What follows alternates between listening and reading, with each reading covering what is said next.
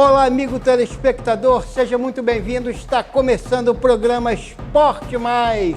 A bola rolou mundo afora, mas rola aqui também no nosso esporte. E você vai acompanhar com a gente o Brasileirão feminino, os times menores dos nossos campeonatos, que estará no ar agora no Esporte Mais. Segura aí que a gente está entrando com tudo, com a bola nos quatro cantos do mundo.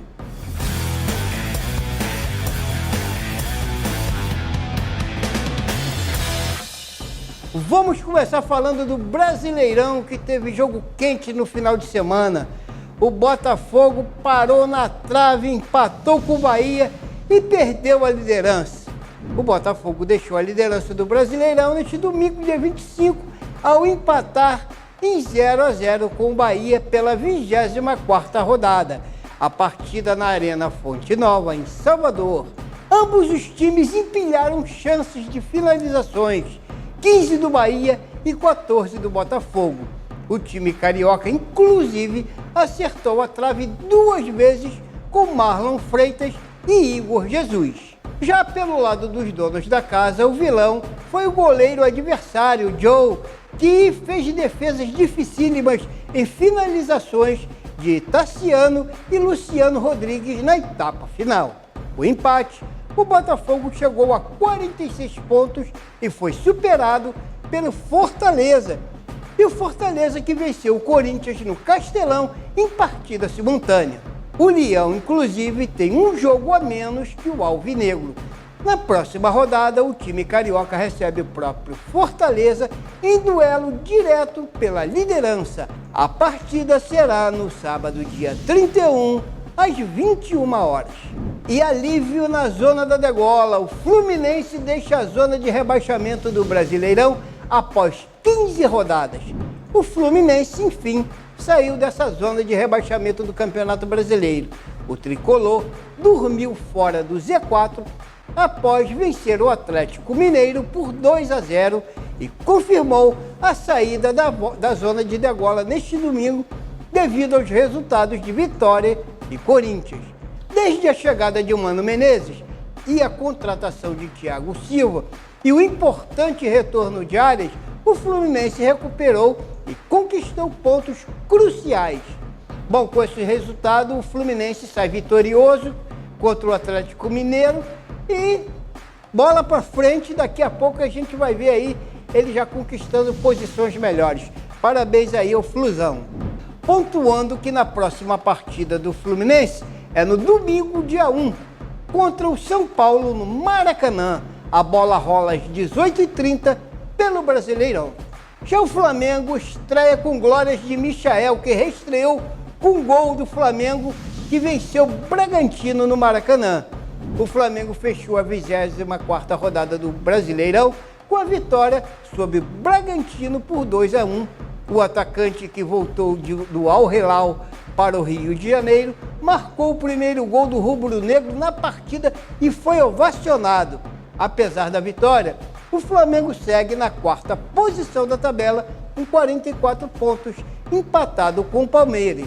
Já o Bragantino foi para a 14ª colocação e tem apenas 27 pontos conquistados. Foram poucas as chances claras para os dois lados após o gol contra. O placar do jogo permaneceu igual e o Flamengo saiu com a vitória. Já o Fortaleza, que não tem nada com isso, venceu na marra e assumiu a liderança e afunda o Corinthians no Z4. Tá difícil em Corinthians sair dessa degola, hein? E o Leão, hein, gente? O Leão tá com tudo, né? Assume a liderança do campeonato com um jogo a menos, somando 48 pontos. Mais um que o Botafogo, que empatou com o Bahia, como vocês viram.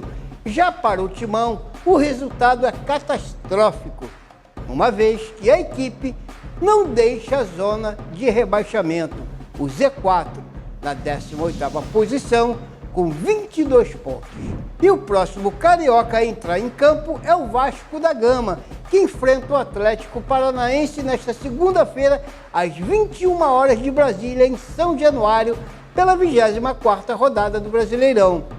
Buscando o G8, o Vasco recebe o Atlético Paranaense em São Januário. A partida será um confronto direto com as equipes ocupando respectivamente a 10ª e a 9ª colocação do Brasileirão.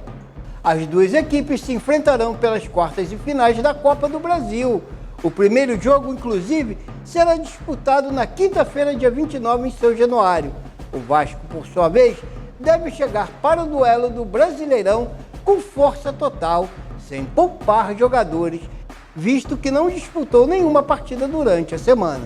O último confronto entre as duas equipes ocorreu no dia 5 de maio deste ano, pelo primeiro turno do Campeonato Brasileiro. Na ocasião, o Furacão venceu por 1-0 na Liga Arena com gol de Eric.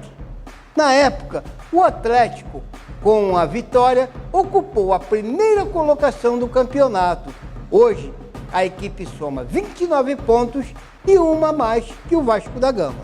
O Flamengo fez história mais uma vez ao conquistar o título da Copa Intercontinental Sub-20, disputado neste sábado, dia 24, no Maracanã. Os garotos do Ninho venceram de virada por 2-1 o Olympiacos da Grécia e levantou o inédito troféu para o futebol de base do mais querido. Caio Garcia e Felipe Tereza marcaram os gols do título do Mundial. O troféu disputado entre o campeão europeu da categoria com o vencedor do Sub-20 da Libertadores começou a ser disputado em 2022. Em sua primeira edição, o Benfica venceu o Peñarol por 1-0 no Estádio Centenário de Montevidéu. No ano passado, em La Bombonera, o Boca Juniors derrotou nos pênaltis o AZ Alkmaar da Holanda após 1-1 no tempo normal. E nós vamos falar agora de Brasileirão Feminino. O Grêmio enfrenta o São Paulo nesta segunda-feira em busca da classificação para a próxima fase do Campeonato Brasileiro Feminino. Os times vão ao campo no gramado do Centenário a partir das 17 horas de hoje.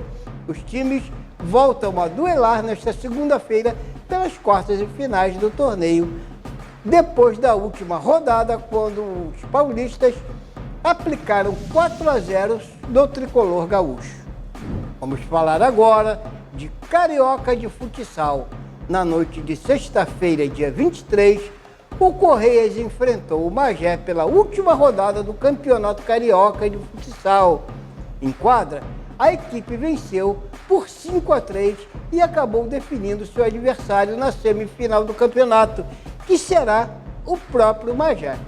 A artilharia do Correias na partida foi bem dividida, com Davidson, Léo Campanha, Maicon Moreira e Ricardinho marcando um gol cada.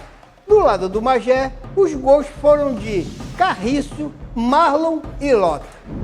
Vamos agora para o campeonato da Série A2 do Carioca. O Maricá foi o campeão. O Tsunami conquistou a taça e garantiu o acesso para o Cariocão de 2025 ao bater o Olaria nos pênaltis por 3-1. Após o empate sem gols no tempo normal, na tarde deste domingo, dia 25/8, no estádio João Saldanha, na segunda partida da final da competição. No jogo de ida aconteceu tudo igual, também em 1-1, o que obrigou a decisão a ser nos pênaltis. Nas cobranças, brilhou a estrela do goleiro Dida, que defendeu duas cobranças do adversário e contou com a sorte de uma delas ter sido sobre sua meta. Coube ao capitão do Tsunami, Sandro Silva, realizar a última cobrança e colocar o lobisomem pela primeira vez na elite do futebol carioca. Bom, gente, assim nós vamos terminando mais uma edição do Esporte Mais, agradecendo sempre a participação de vocês que estão aqui sempre vendo a bola rolar no Esporte Mais. Muito obrigado, um abraço para você aí, Pedro Alexandre, que me deixou na mão, a você, Maurição, que está em Teresópolis na missão dos votos, e agradecendo a todos vocês por essa mais uma participação. Muito obrigado e até a próxima edição do Esporte Mais.